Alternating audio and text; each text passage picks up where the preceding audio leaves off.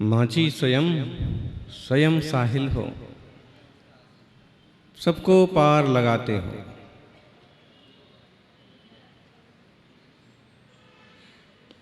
माझी स्वयं स्वयं साहिल हो, सबको पार लगाते हो।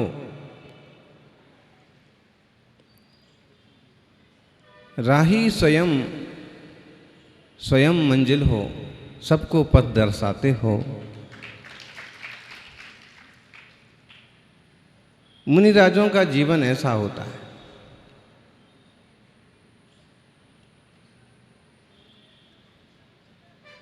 स्वयं तरते हैं, औरों को भी तारते हैं।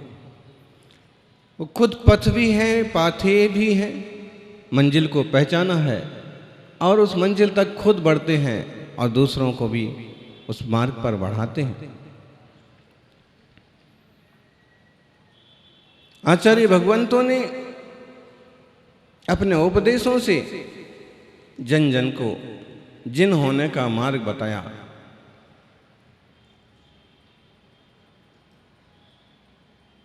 आप उनकी वचनों की कीमत इस तरह से आंकिए कि आचार्य कुंद कुंद जैसे महान आचार्य ने इतने बड़े ग्रंथ लिखने के बाद भी उसमें कहीं भी एक गाथा से अपना परिचय नहीं दिया।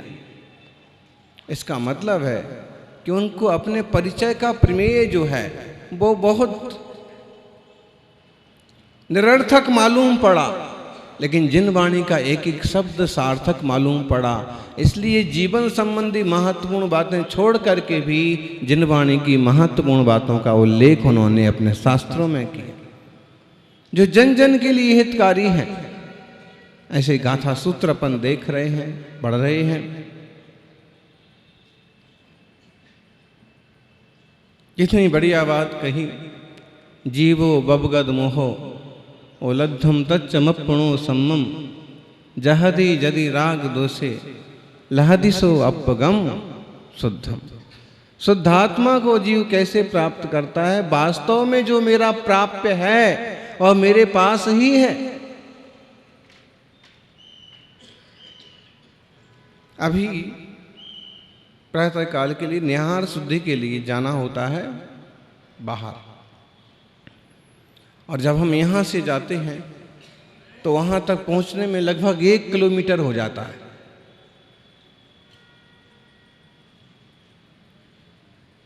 और केवल इस दीवार के पीछे से चले जाएं तो 1 कदम में पहुँच जाएंगे।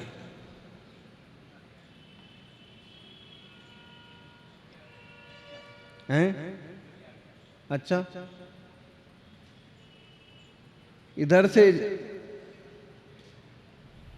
कूदा जाए, दरवाजा हो तो केवल 1 कदम बोलिए या 10 कदम बोल दीजिए, सिर्फ 1 ही कदम है।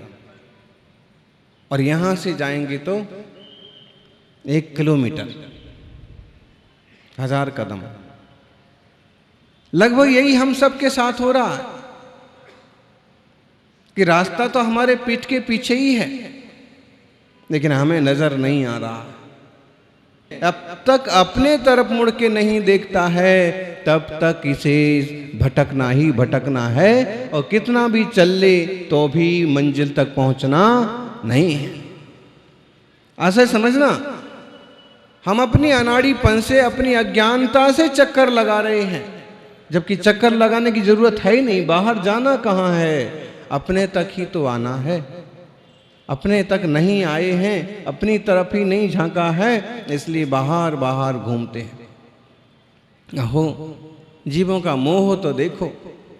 जो हमारा नहीं है उसे हमारा कहते फिरते हैं और हमारा बनाने के चक्कर में जिंदगी लगा देते हैं, लेकिन जो हमारा है नहीं वो कभी हमारा होने वाला नहीं है। आत्मा से भिन्न जो है वह आत्मा से भिन्न ही रहने वाला है। और गजब की बात कि जो हमारा है, जो अपना है, उस पर इसकी नजर भी नहीं है। जो अपना अनंत वैभव है, आत्मा की शांति है, निर्मलता है, उसकी ओर इसकी दृष्टि भी नहीं है। कैसा गजब का मोह है। मोह इसी का तो नाम है। जो है उसे स्वीकारता नहीं है और जो नहीं है उसे स्वीकारता है।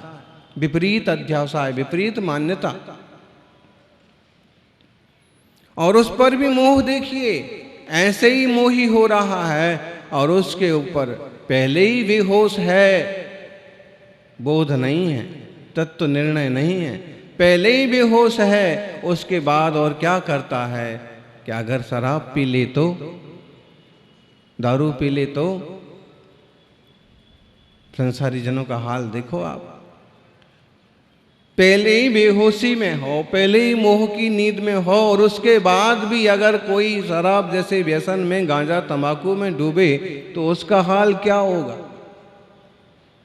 उसे फिर लोक व्यवहार की भी खबर नहीं रहेगी, उसे फिर साधा शुभोपयोग की भी खबर नहीं रहती। अहो ज्ञानी, पहले ही बेहोशी में हैं, पहले ही मोह में हैं, और मोहित और बेहोश होने की क्या जरूरत पड़ी।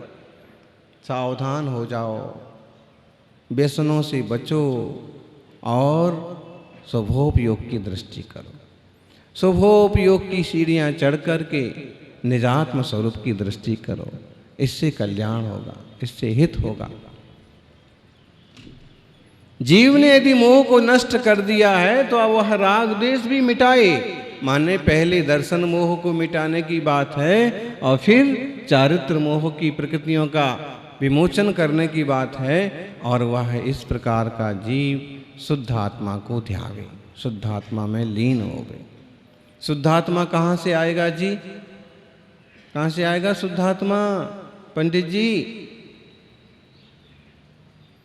बोलो, छुल्लक जी, शुद्ध आत्मा कहाँ मिलता है? कौन सी दुकान पर मिलता है? शुद्ध आत्मा बाहर नहीं मिलता है। यह हमारा आत्मा ही जब शुद्ध दृष्टि से देखा जाता है तो शुद्ध आत्मा कहलाता है। नए दृष्टि का भी तो ज्ञान हो, और नए दृष्टि से वस्तु स्वभाव का निर्णय करके अंतर्मुख वृत्ति करेंगे तो स्वरूप की उपलब्धि होगी। मोह में तो बस भूले हुए हैं। इसी मार्ग से चल करके, आत्मबोध करके ही जितने जीव हुए हैं, सिद्ध हुए। सब्बे भी अरहंता तेन विदाणेन खविदकम मनसा किच्चा तथोपदेशम निब्बादाते नमो तेसिम। प्रवचन सार की 82 नंबर की गाथा। प्रवचन सार ग्रंथ किस किस ने पढ़ा है, किस किस ने स्वाध्याय किया? एक जन ने किया, 2 जन ने किया, 3 जन ने किया, बस। बाकी लोगों ने क्या किया? देखो, आप पीछे पीछे से हाथ उठाएंगे तो कोई बात नहीं बनती। फिर प्रवचन सार, समय सार, मूलाचार ऐसे ग्रंथ हैं, इनकी स्वाध्याय करना चाहिए। इनके स्वाध्याय से, इनके अभ्यास से आपकी परिणति बदल जाएगी, चिंतन धारा बदल जाएगी, पर को पर और स्व को स्व मानने का बोध जागृत होगा। जितने अरहंत हो गए, सब्बे भी अरहंता तेन विदाणे खविद कम्मसा। इसी विधान से सारे अनंतों ने कर्मों का क्षय किया है और किच्चा तदोपदेशम, उसी प्रकार का उपदेश दिया है कि मोहिनी का नाश करो, चारित्र मोह का नाश करो। और वह कैसे होगा?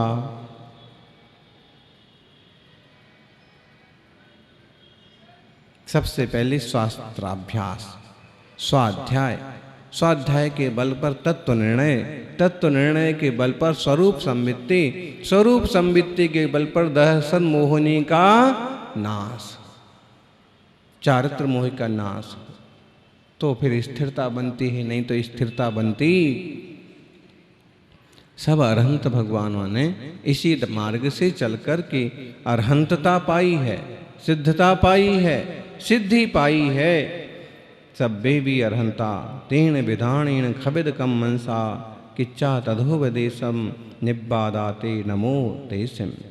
इसी प्रकार का उपदेश भी दिया है। भाई, जिस मार्ग से वो गए हैं वही तो मार्ग बताएंगे, तभी तो उनकी हितोपदेशिता सार्थक होगी।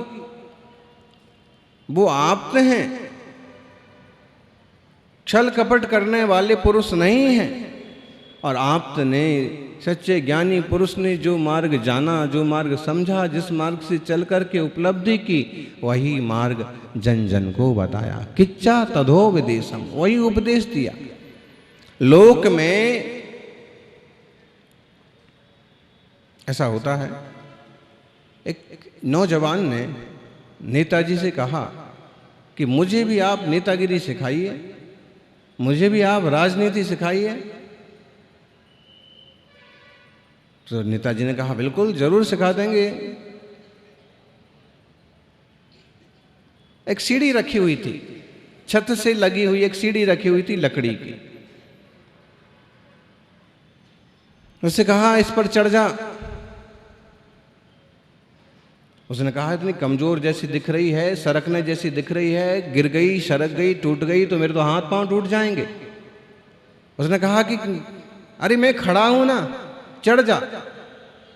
और यह युवक चढ़ा, संभल संभल के चला कि बिल्कुल गिर ना जाए और टूट ना जाए। और जैसे वो आगे पहुंचा तो जो नेताजी पीछे खड़े थे, नीचे खड़े थे, और उन्होंने एक लात मारी, सीढ़ी सरक गई, वो औंधे मुंह गिरा, सिर फूट गया, हाथ छिल गया। उसने कहा कि मैं आपसे राजनीति सीखने के लिए आया, मैंने आपकी बात मानी कि सीढ़ी पर ऊपर चढ़ रहा था और आपने मेरा सिर फोड़ दिया। उसने कहा बेटा ये राजनीति का पहला पाठ है।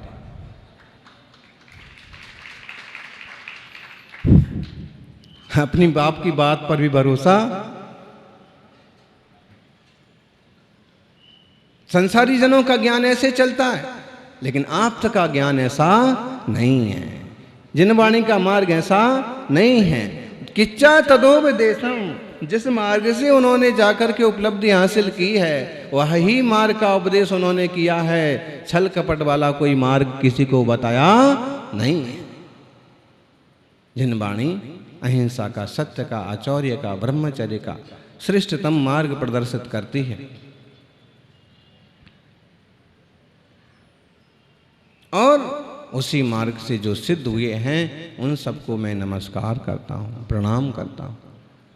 आपको याद आ रहा होगा श्लोक समयसार कलश का, वेद विज्ञानतः सिद्धा सिद्धा एकिल केचना अस्सैव भावतो बद्धा बद्धा एकिल केचना। इस संसार से आज तक जो भी सिद्ध हुए हैं, कैसे हुए हैं? अहो, मोह करके तो कोई सिद्ध नहीं हुई। जहां तक मोह है वहां तक मोक्ष नहीं है। वेद विज्ञानतः सिद्धा सिद्धा एकिल केचना।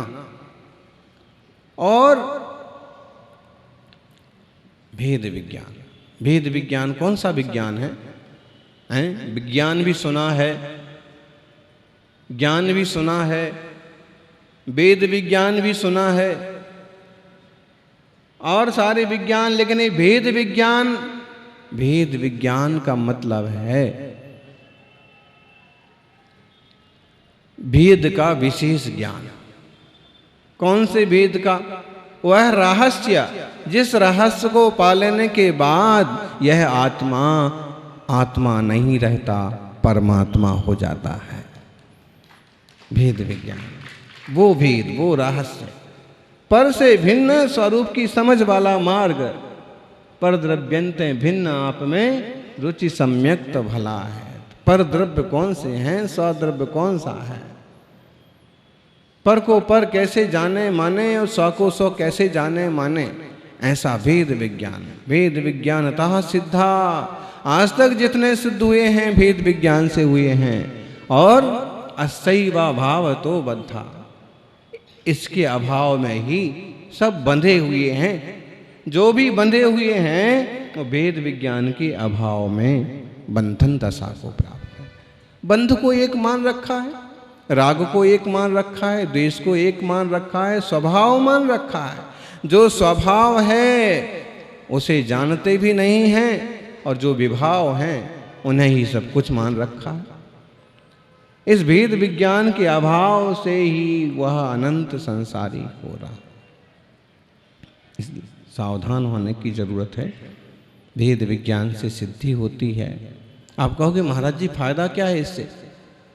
इससे तो संसारी में घर में ही राग कम हो जाएगा, प्रेम कम हो जाएगा।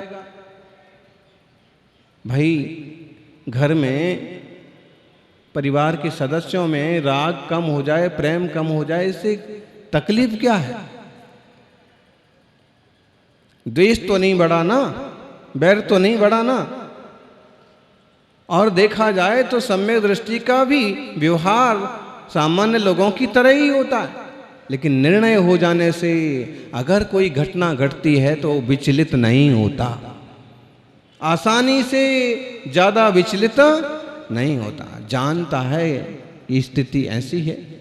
दादा आए हैं तो जाएंगे, दादी आई हैं तो जाएंगी, संयोग हुए हैं तो वियोग होंगे। और इस कारण से संयोग में, वियोग में, सुख में, दुख में, निंदा में, प्रशंसा में लगभग समतोल रहने का प्रयास करता है। भेद विज्ञान ज्ञान हो तो झगड़े भी ना हो, ज्ञान हो तो आसक्ति भी ना हो, ज्ञान हो तो वैर भी ना हो, ज्ञान हो तो बैर विरोध ना हो, शांति होती है। इसलिए भेद विज्ञान होना जरूरी है। जितना जितना राग करोगे उतना उतना द्वेष करोगे, जितना राग और द्वेष करोगे उतना ज़्यादा दुखी होगे। कम से कम अनंतानुबंधी राग और द्वेष मोह तो चले जाएं। वो चले जाएंगे तो जीवन में एक तरह की शांति, एक तरह की निर्मलता पैदा हो जाती है। अन्याय, अनीति, अभक्ष मिट जाते हैं। अगर आप आज भी अन्याय कर रहे हैं, आज भी जीवन में अनीति है, आज भी अभक्ष की रुचि है, इसका मतलब है कि तत्व ज्ञान की एक भी सीढ़ी आपने चढ़ी नहीं है। इतना निर्णय तो हो ही जाता। देखो, स्वरूप बोध होते ही महावीर स्वामी का जीव शेर की पर्याय में भी सावधान हो गया। आप तो इंसान हैं, आपको तो कितना विवेक संपन्न होना चाहिए। आत्मार्थी सज्जनों, आत्महित सर्वोपरि है। जैसे नेताजी बोलते हैं ना, जनता का हित हमारे लिए सर्वोपरि है। और सब जानते हैं कि इनको कौन सा हित सर्वोपरि है।